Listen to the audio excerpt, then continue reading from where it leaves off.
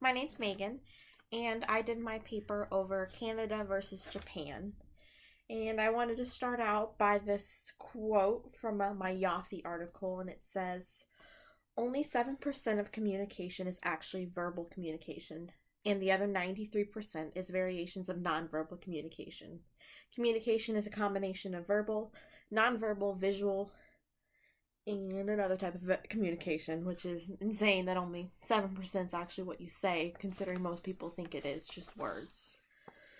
Okay, and then my first country I'm going to cover is the Canada. And I picked Canada because it's really similar to the United States. It's right above us, everything like that. It's just superior. It's got 36 million residents spread across 3.8 million square miles. It's massive. And the two unofficial and official spoken languages is French and English. And the first part I want to cover for Canada is in the book. It's individualistic versus collectivistic people. And the individualistics means they focus more on themselves and like what's going to make them strive, compared to the collectivists, which is more like they work in a group towards a common goal. And this quote says, no culture is purely and absolutely individualistic or collectivist. And I agree with that definitely, because some certain aspects about each culture lean towards one way or another, but it's not one or the other. It's a mix. Canada leans heavily towards the collectivist side of the spectrum, and that's just because they like to work as groups and they don't want to leave anyone out. Especially with, they have a healthcare system that's a nationwide universal healthcare, so everyone's covered. That means anyone can get healthcare anytime they need it.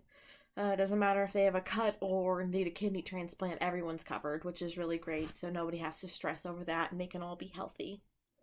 Canada is also known for their overall kindness stemming from their collectivist background. Another aspect I want to talk about of Canada is their power distance. Canada would be more of a small power distance. The power distance actually is the extent to which a less powerful member, like management, like lower employee that just like works the counters, of the institutions and organizations within a country expect and accept the power that is distributed unequally. So that would mean, like a cashier worker would know that they can't decide if the branch is going to open up in Ottawa or something like that. Like they understand that they don't really have a say-so in that. But the small power distance is they really believe that no group has any more power over another. So they would say, yeah, I would get a say in whether this cool new branch opens or if we're going to paint the building purple. They would get a say in that. They believe in freedom and equality for all, no matter their race, sexual orientation, gender, or income.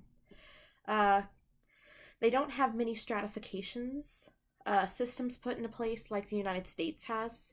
The United States has a class system in place, which is lower, middle, and upper class, which kind of puts people in certain brackets and gives people stereotypes about it. But in Canada, they don't have that. Everyone's just cool with everybody. Next, I want to talk about Canada's values. Values guide how we think about things in terms of what is right and wrong. In Canada, they really value three major things. They value equality, like I said before. They highly value nature because they have such vast lands and they're up, and it's just, there's beautiful, from like plains to snow covered everything, and they have so much and they just don't want to ruin it. And then they also really value being polite, which is a weird thing to value because it's people that's expected, but Canadians are all about it. They be nice, doesn't matter where you came from, who you are, what color you are, they're nice. They were actually one of the first countries to legalize same-sex marriage, which is also legalized in the United States, but not in Japan. Alright. Speaking of Japan, that is my next country. Japan is an island nation in the Pacific Ocean in Eastern Hemisphere. So it's over by Asia and all that stuff over there. It has 127 million residents compared to the not very much of the Canadians. And it only has 145,000 square miles.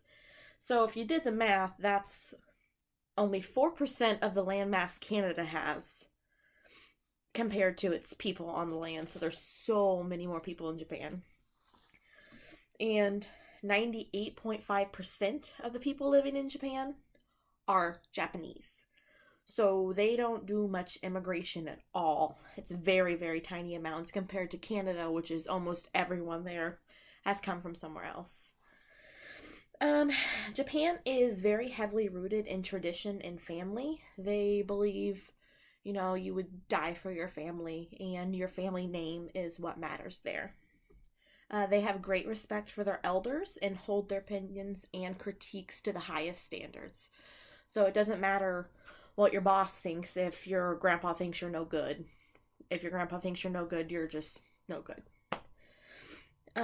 They often care for their elders up into their 80s and 90s in their house. Like, they don't put them in a nursing home like they would in the United States.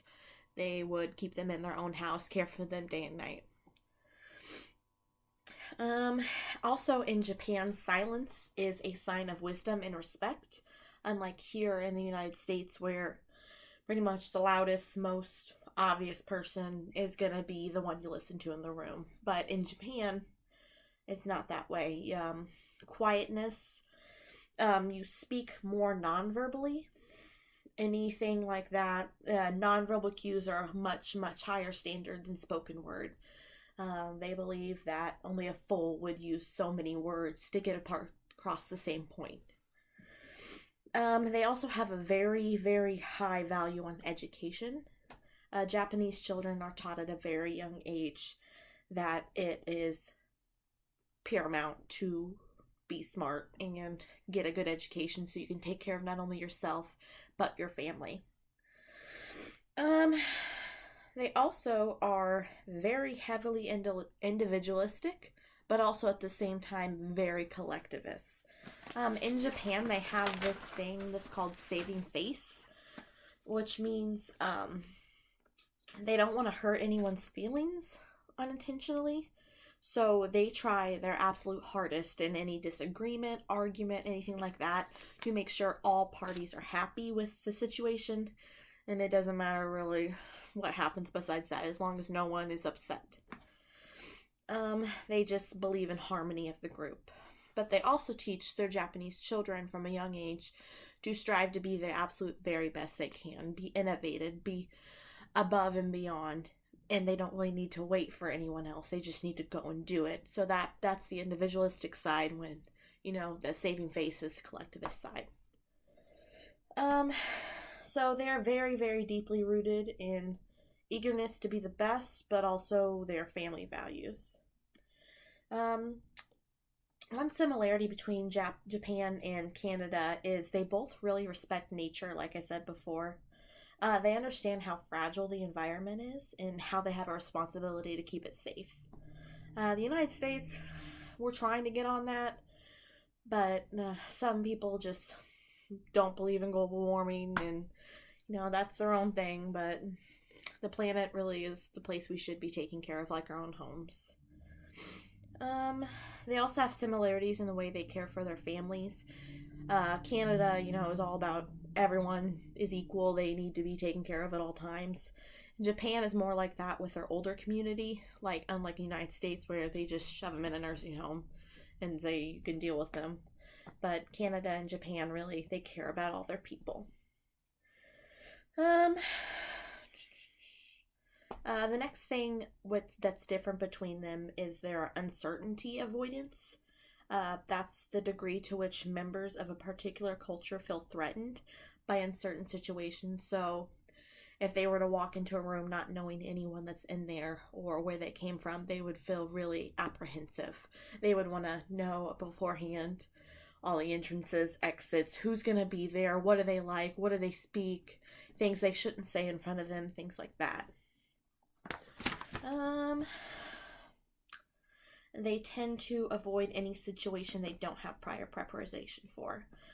Canada is a uncertainty-oriented culture, which means they strongly believe in going into the unknown and discovering new things. And the United States is like this too. I'm close everything.